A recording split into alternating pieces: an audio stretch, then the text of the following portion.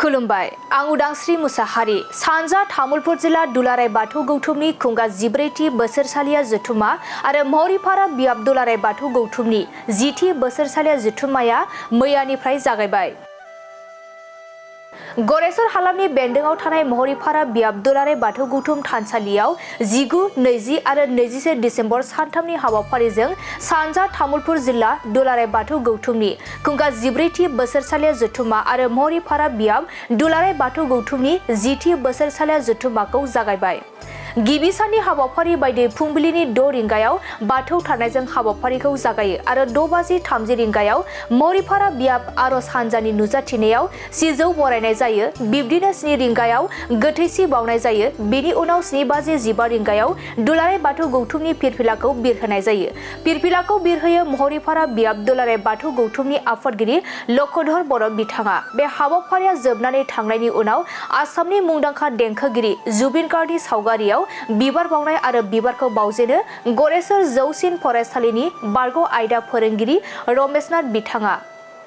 बेजों लोगोसे बायदि बायदि हाबाफारि लानाय जायो, जेरै आरज गाबनाय आरो मोनाबिलि समाव आलारि बाथि सावनाय बायदि हाबाफारिखौ लानाय जायो।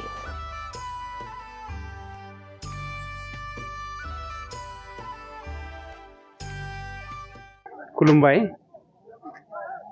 दिनै नैबे महरिपारा जानो गोनां सानथामनि हाबाफारियाव दा 14थि सानजा तामुलपुर जिल्लानि दुलाराय बाथौ गौथुमनि खुंगा आरो जोंनि महरिपारा 10थि दुलाराय बाथौ गौथुमनि बे सानथामनि हाबाफारि लानानै जों दिनै गिबि हाबाफारि बे गिबि हाबाफारियाव जोंहा फिरफिला बिरहोनाय थांबाय आरो लोगोसे जोंहा गोथैसि बावनाय थांबाय आरो लोगोसे जोंहा जुबिन गार्गनि जानिखि बावनाय बे बावनाया जोंहा जाना थांबाय आरो लोगोसे जोंहा फुंबिलि समावनो आरज थांबाय आरो लोगोसे जोंनिया नै दा आरज थांबाय।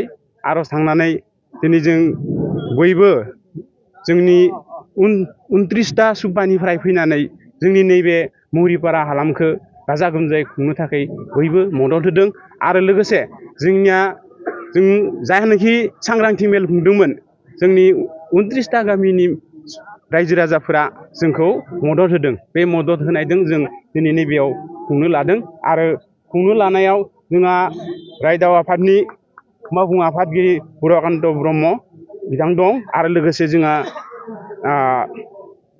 लिंथुमगिरि मानगोनां कमलेश्वर बर' बिथाङा दं आरो बेजोंनो जोङो लोब्बा लानानै जों दिनै गासै जों रांखौ माने 6,000 माने 6 लाख जोङो रांखौ मोननो थाखाय जोङो गामियाव दावबायदोंमोन आरो इतिमध्ये जोंहा सरकारनिफ्राय माबाया जोंहा जोंनि बिजेपिनि जानाखि स्पिकार बिस्वजित दैमारि बिथाङा जोंनो 1 लाख होगोन होननानै बुंखादों आरो लोगोसे गणेश कछारी बिथां इमा जोंनो 1नि बारा होगोन होननानै जोंनो बुंदों। बेखिनियानो आं दिनै नोंथांमोननि सेराव जा डिस्ट्रिक्टनि जा जोंनि बेयाव मोनाबिलि समाव जोंहा थान्दैफोरा फैगोन, फैनाय बेयाव माबागोन आरो जोंनि महरिपारा बियाबनिफ्राय मोनसे सावरायमेल, बे सावरायमेलाव जोंहा बाहागो लागोन। बिथां सावरायमेलगिरि जोंहा इतिमध्ये सभाराम बसुमतारी बिथाङा दिनैनो फैना दोनखायो होननानै जों मिथिबाय। बेखिनिया नायगिरि बयनिसिमबो खुलुमबाय, खुलुमनाय बावहरबाय आरो लोगोसे रादाबनि थाखाय जा नोंथांमोना फैदों नोंथांमोननिसिमबो रोजा रोजा साबायखर बावहरनाय थाबाय।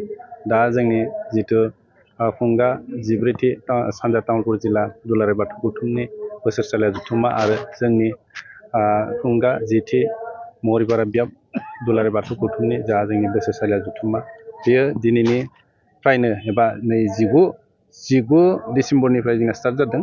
बेयो 21 डिसेम्बराव जोबगोन। दा जोङो गिबियावहाय सानदोंमोन जोंनि जा बोसोरसालिया जथुम्मा, बे बोसोरसालिया जथुम्मायाव जोंनि हालामाव थानाय जाखिनि बर' रायजो राजा बिथांमोन एबा बाथौ सिबियारि बिथांमोना जों साननाय बायदि हेफाजाब होगोन ना होआ जों बेखौसो एसे गिनाय मोनदोंमोन। नाथाय दा जों नुबाय सरासनस्रायै जोंनि साननाया एसे गोरोन्थि जादों। मानो होनना बुङोब्ला गासैबो बे हालामनि गासैबो बर' रायजो राजाफ्रा एबा गासैबो जोंनि बाथौ सिबियारिफ्रा जोंखौ मदद होफैदों, लोब लोब फैदों, लोब लोब फैनानै जोंखौ हेफाजाब होफैदों। आरो दा जोंनि दिनैनि जिथु हाबाफारि बेयो फ्राय गासैबो जोंनिया मोजाङैनो जानानै थांबाय। आरो बेनिफ्राय दा दंबावो जोंहा थान्दै मेल, बे थान्दै मेलाव जोङो जोंनि थान्दै मेलखौ स्टार्ट खालामनो थाखाय सालायनो थाखाय जोंनिया दा जथुम्मा जनो लाबाय। बेवहाय जोंनि गासैबो रायजो राजायानो लोब लोब फैनानै हेफाजाब होफैदों आरो लोगोसे बिथांमोनखौ जोङो दिनैनि बे हाबाफारियाव जाबायदि बाहागो लादों बेबायदिनो जोंबो बिथांमोनखौ जा माने खालामनो गोनां अर्थात जानाय लोंनायनिफ्राय साहा बा फिथा सिथाव जोङो रेडि खालामनानै लाखिना दोननाय दङ, बिथांमोननो जोङो होगोन, जाहोगोन। आरो बेनिफ्राय जोङो दिनै जोबनायनि उनाव जों गाबोन फुंनिफ्रायनो आरो गोबां हाबाफारि दंबावो। बे हाबाफारिफोरखौ जोङो मावफुंगोन, मोजाङैनो मावफुंनो नाजागोन। दा जियानो जाथों मानो जोंनि हाबाफारिखौ जोङो बेफोरबायदियै लैहोर लैहोर फैनायनि थाखाय गासैबो रायजो राजाफोरनिसिम रोजा रोजा साबायखर बावहरनाय थाबाय। आरो लोगोसे बेबायदिनो जोंनि बे जिथु बर'नि गुदि धोरोम बाथौ, बे बाथौखौ जोङो फोथांना लाखिनायाव बा फोजौनायाव बयबो बेबायदिनो हेफाजाब होबाय थागोन होननानै जोङो आसा फारिनाय जादों, आसा फारिनाय जाबाय। आरो बेखिनिखौनो बुंनानै नोंथांमोनखौ साबायखर बावहरनानै आंनि बुंनायखौ एसेयावनो फोजोबथ'बाय। खुलुमनाय जासिहरबाय। दिनै जोंनि मुहुरिपारा हालामाव खुब गाजा गोमजायै नुनो मोन्दों आरोखि। बे मोनसे उत्सब महर जादों, जोबोद मोनसे मोजां जादों आरोखि। धर्मनि फारसे, बाथौ धोरोमनि फारसे सुबुंफोरा इमान माने साग्रिद जादों, बे हाइलि सेटिसफाइड। जों दहाय बुंलांनाय बायदि जों जेब्लानाखि मोन 29 गामिखौ दावबायदोंमोन बा जोंफोरो माने मेल खुंदोंमोन, बेयाव जों बुंदोंमोन जे नोंथांमोना बयबो बाहागो लानांगोन। बे हिसाबै दिनैहाय जोबोर बाहागो खालामना होदों। दिनै मोनद' गामि बेयाव आर'ज गाबनो फैदों, गाबोन मोनद' फैगोन। आरो बेनिफ्राय लास्ट खालि समफोराव जोंहा माने गौमा आर'ज दङ। बे गौमा आर'जआव बिथांमोना बयबो लैहोर लैहोर फैगोन। आरो जोंफोर दिनैहाय नुनो मोन्दों जे जों जेरैबायदि खावलायदों, जेरैबायदि हांख्रायदों, बेबायदिनो बिथांमोना लोब लोब फैदों, जोंनो थाखा फैसा खांनानै होदों। जोंफोर जेरैबायदि हांख्रायनाय मोनफा न'खराव माने 300 जोंफोर हरनो थाखाय हांख्रायदोंमोन, बे लेखायै बिथांमोना जोंनो होफैदों। बे जोंनि थाखाय बिराद माने खाफाल मोजां होनना बुंनांगोन। खुनु माने साननांगौनि जेबो बाथ्रा गैया। जों माने खाना होखादों जे गंब्रै गंबा गामि ज' लानानै बेयाव ओंखाम संनायनि बाथ्रा जादों। आरो बिथांमोना रानना होनाय, जाहोनायनि बेब'स्था बिथांमोनानो खालामदों। गाबोन हयथ' दिनै मोनसे मोनब्रै सुबाया थांबाय, गाबोन हयथ' मोनब्रै बा मोनद' गामिया फैलायगोन, समनिया आरो बेबायदि मोनद' बा मोनब्रै गामिया फैलायगोन। फैनानै जोंहा मोन 29 गामिया बेवहाय बाहागो लाफैजोबगोन। आरो गतिके बेखौ माबानानै जोंनि जिथु बाथौ धोरोम, जोंहा जे दा माने खोब ग्लब ग्लब ग्लब ग्लब माने जोंनि बाथौ धर्मआव जे जोंफोर बयबो माने खौसे जाबोदों, बेनि थाखाय बे मोनसे खोब माने नोजोर होनो गोनां, खोब माने फोथायनो गोनां, खोब माने रंजाथावनो गोनां, खोब माने गावखौनो माने दुगानाय बायदि मोन्दों आरोखि। जोंनि बिराद गिदिर मोनसे हालाम, बे हालामावनो बे मैखोम जायगा नैबे। बेयाव जोंहा माने बाथौ थानसालि जों लुखांबाय। आरो बेनिफ्राय बेयाव बिथिंजाय माने माबा दङ, मा होननानै बुङो जोंहा मावखुलि दङ, थानाय दङ, जायगा दङ। बेफोरखौ जों सरकारनिफ्राय मोन्दों। जोङो माने प्रमद बर'नि दिनावबो होनाय जादों। दा नै माने जोंहा माने गणेश कछारिया EM जादों, बिथाङाबो होनायनि मोनसे बाथ्राखौ बुंदों। जोंनो मथथे बेबायदि जोंफोर आसा खालामदों जे जोंनि बे हालामखौ सानसे समाव खोब मोजां माने खालामगोन आरोखि। बे खालामनो हायोब्ला दिनैनि खेला बांसिन धोरोम जै जै मै मै जागोन, बेखौ आं आसा खालामदों।